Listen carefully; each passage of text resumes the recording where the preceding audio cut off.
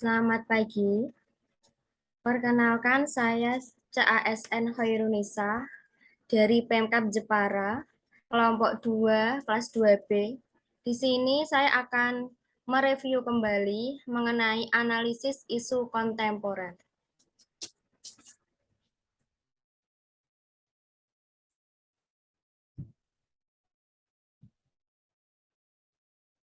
Dalam melaksanakan tugas Latsar tahun 2021, terdapat dua sistem pembelajaran, yaitu sinkronus dan asinkronus. Sinkronus yaitu di mana fasilitator secara langsung bertatap muka untuk penguatan serta pendalaman materi di suatu tempat yang sama.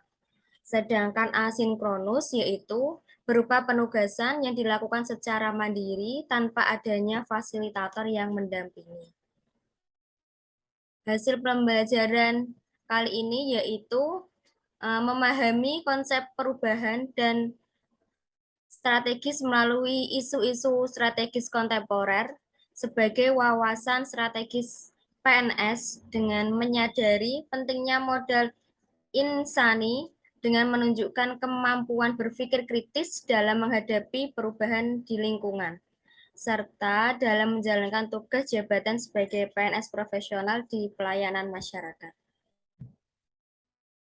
Isu-isu yang muncul ketika adanya ketidaksesuaian antara pengharapan publik dengan praktek organisasi, yang jika diabaikan bisa berdampak merugikan bagi masyarakat.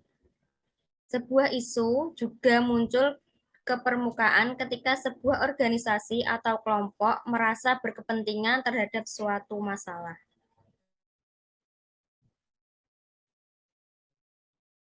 Perubahan lingkungan dan fungsi PNS, yaitu mempengaruhi kesiapsiagaan PNS dalam bekerja, meliputi global, society, community, family, dan individu itu sendiri. Nah, sekarang contoh isu. Beberapa contoh isu. Satu, berupa belum terkelolanya dengan baik prioritas agama, suku, dan budaya sebagai modal sosial. Yang kedua, tingginya angka kemiskinan, pengangguran, dan kesenjangan sosial. Ketiga, tingginya angka buta aksara dan putus sekolah.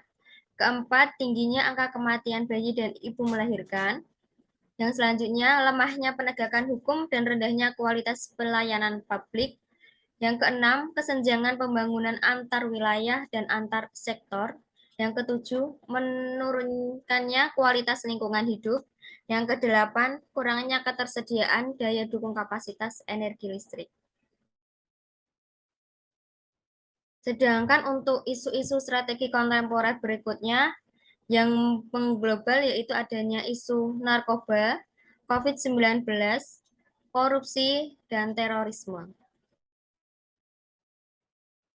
Sedangkan alur pikir proses dalam rancangan aktualisasi saat ini, yaitu di mana ketika terdapat isu atau kesenjangan masalah, kita mampu mengidentifikasikan isu tersebut, kemudian kita mendeskripsikan, selanjutnya kita harus saling saring isu dan menetapkan isu prioritas, kemudian kita merumuskan suatu masalah terhadap isu tersebut.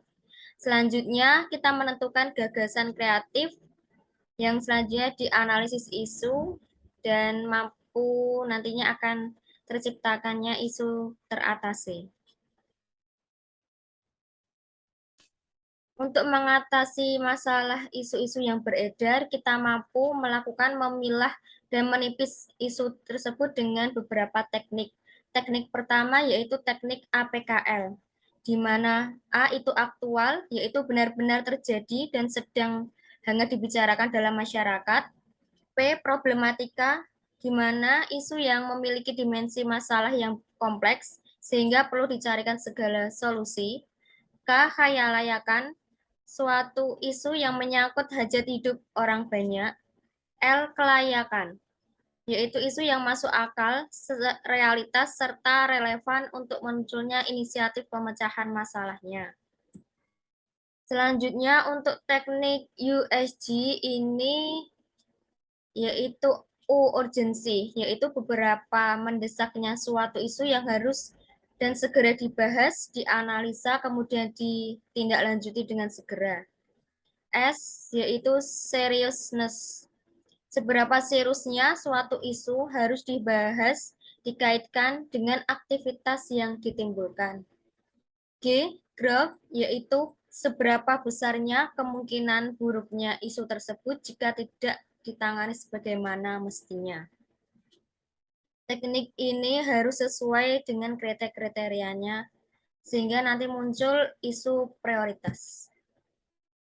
Untuk terakhir, kita sebagai PNS harus memiliki sikap kepekaan dan kepedulian, serta bersedia memberikan kontribusi nyata dengan mengembangkan kemampuan berpikir kritis dan kreatif dalam menghadapi berbagai isu kontemporer yang berpotensi menimbulkan AGHT terhadap keutuhan dan kedaulatan NKRI sebagai wujud dari upaya bela negara. Sekian resum dari saya. Apabila ada kesalahan, mohon dimaafkan. Terima kasih. Wes. Dora stop. Dora stop. Wes. Iki